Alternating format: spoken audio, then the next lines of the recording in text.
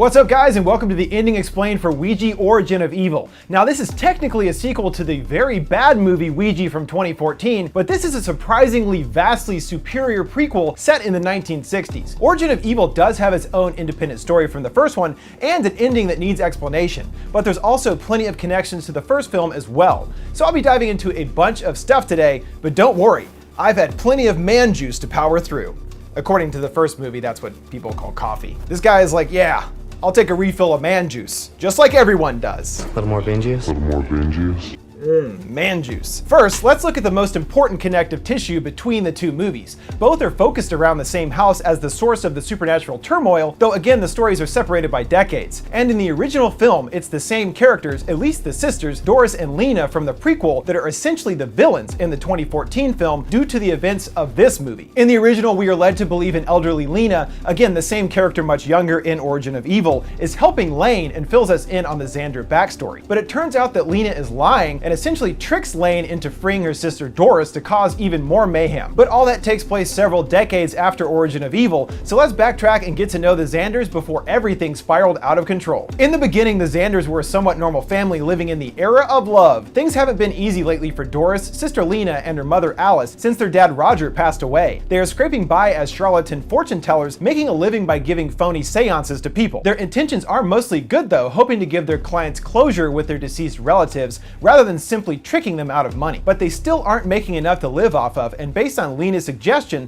Mom picks up a Ouija board in an attempt to spice up their act. And it's of course bringing the board into their home that things start to get bad for the Xanders. While Alice tests out the board, which she has magnetized, she unwittingly connects with a spirit called Marcus that speaks briefly through Doris. Later in All Alone, Doris uses the board and contacts a spirit that spells out, "Hi friend." This specifically is also seen several times in the original film, way more in that one actually. But unbeknownst to Doris, by using the board by herself, she has broken one of the board's 3 rules. Never use the board alone. The other 2 are never use the board in a graveyard and always say goodbye. She actually breaks all 3, as we find out later there are bodies buried in the house, and no one in the movie ever says goodbye, ever. So from this point, Doris is communicating with the spirit Marcus, but she believes it is her father. Based on this, Doris convinces her mom and Lena to join her in a Ouija session to contact Roger. And during the session, the board spells out an answer to a question that only Alice would know. And Alice also starts to believe it could be her dead husband communicating with them. This isn't accurate, but we do now know that Doris does in fact have real psychic abilities,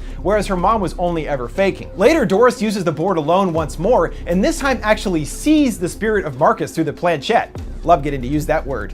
Planchette. And Marcus appears in the mirror. We see that Marcus is an all-black, sort of smolder-looking humanoid creature with waves of smoke around it and glowing red eyes. It bends Doris back into a most unnatural position and jams his arm into her. Due to this, Doris is now entirely possessed by the spirit rather than just communicating with it, and the change in Doris is quite clear as she becomes more malicious and starts being seen with white eyes and a really big mouth and stuff. It's weird looking. Lena is understandably still unsure about what exactly is going on with her sister, and after seeing her writing a bunch of pages in a foreign language, brings them to Father Tom, who works at the girls' school. Once translated, Father Tom visits the Xander house, but doesn't let on what he knows quite yet, and asks Doris to lead a Ouija session under the guise of contacting his dead wife. Everyone's spouses are dead, apparently. When asked who they are communicating with, a name is spelled out, but Tom later reveals that name was not actually his dead wife's name, but rather it was a name Father Tom chose to consciously focus on in his mind when awaiting an answer from the board, and the name he was thinking rather than what is true is what the board spelled out. So this tells us what happened in the earlier scene where it appeared to be Roger they were contacting. The spirit is able to see what we are thinking when using the board, and most people would concentrate on what they know the answer to be to a question. So if he thought the name Samantha, that's what the board would see, whether it's accurate or not.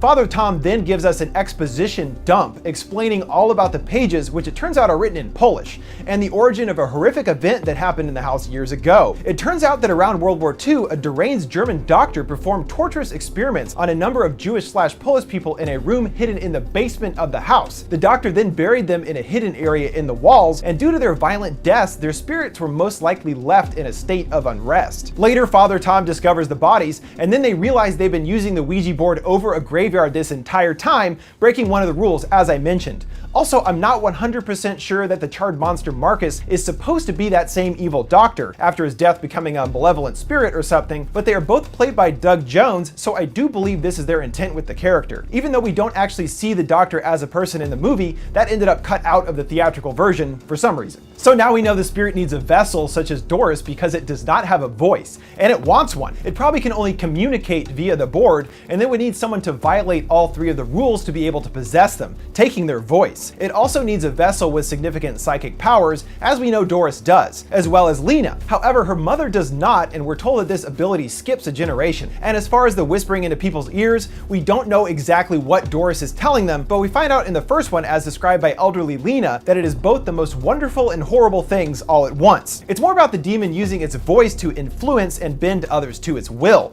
which, usually means killing them. This specific concept is seen much more prevalently in the first movie, where most of the time when someone is possessed, they kill themselves in a pretty stupid fashion. And it seems like in this one it's Doris, or rather Marcus, specifically doing the killing, as she hangs Lena's boyfriend Mikey and later causes Father Tom to abruptly break his neck, getting knocked back by a super blast from Doris's mouth. Alright, so going into the finale, we know that Doris already has whispered to Lena, and that Lena has psychic capabilities like Doris, and she even gets help from a vision of her father, who shows her how to stop Doris by sewing her lips shut, which would effectively stop the voice. Our final showdown is in the doctor's secret torture room, with Alice shackled to the experimental table, and it's up to Lena to finally stop Doris. She is able to easily overpower her and begins to sew her lips shut, but she finds herself having some difficulty thanks to all the weird black spirits suddenly all around her, which are the other spirits of people the evil doctor has killed and buried in the house. Lena is able to finish sewing Doris's lips closed, and Doris lies on the ground motionless, apparently dead.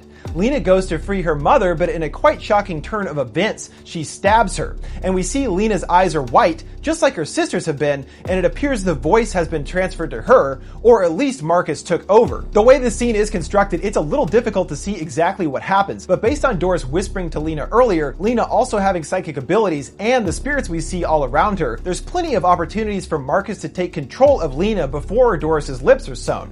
It also seems to quickly be able to take over Father Tom earlier, when he became wide-eyed and was attacking the girls, so this kind of sets the precedent for it to happen to Lena as well. From here we transition to Lena in a mental institution, where it seems that the public perception is that Lena went crazy, however they never were able to find Doris's body. Lena heads back to her patient room and constructs a Ouija board from her own blood, summoning her sister. A doctor even sees Doris in the room with Lena before Doris appears on the ceiling behind him, wide-eyed and crazy looking. So we know that even though Lena appeared normal, she is still under the influence of the evil spirits, and now Doris specifically. It seems that the child Doris's spirit is doomed to be an evil spirit left to the void, wanting to claim more victims. Essentially, the child is gone forever. And that's the end of the movie for the most part, but there is a short scene after the credits that ties directly into the first movie. We see Lena sitting in a wheelchair, and then she transitions to elderly Lena, as played by Lynn Shay in the first movie. We hear that her niece is here to see you, which would set it directly before the first time we see elderly Lena in the first film. Lane, the lead character from that film, goes to talk to Lena,